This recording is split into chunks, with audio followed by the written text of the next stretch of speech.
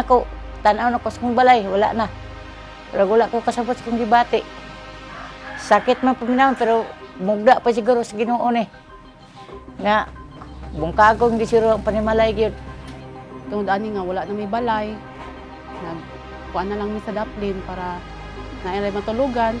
Every time nga maglinog, mga aftershock, matruma jud sila, maratol sila, maghilak, magpanik jud sila.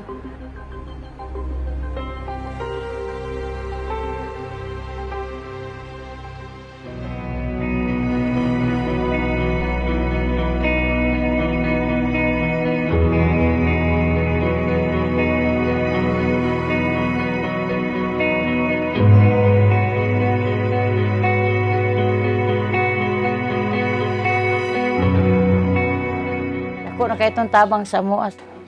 Labi na sa kong mga anak.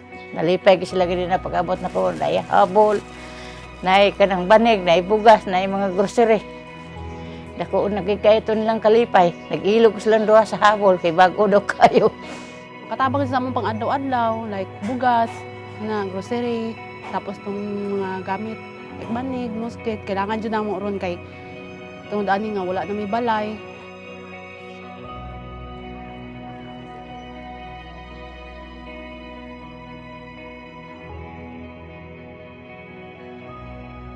Daghan jud kaayong salamat sa World Vision.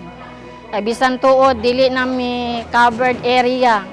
Pero nakahinumdum pagyapon sila pagtabang sa amoa, labi na sa among mga kabataan, sa among mga nanay. Makaingon ko nga dili lang siya material, kundi pati sa kanang spiritual nga aspeto nakatabang pud sa amoa.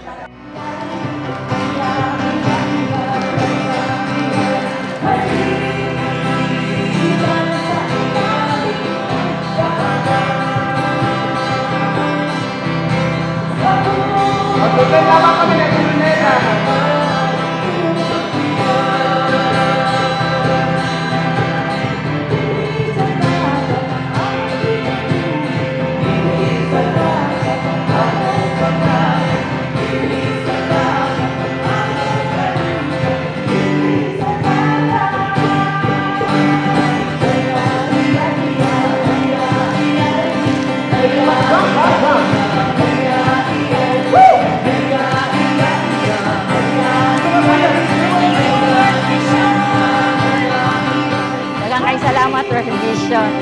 Nawa mi ninyo gikalimtan na agyapon mo magsapot sa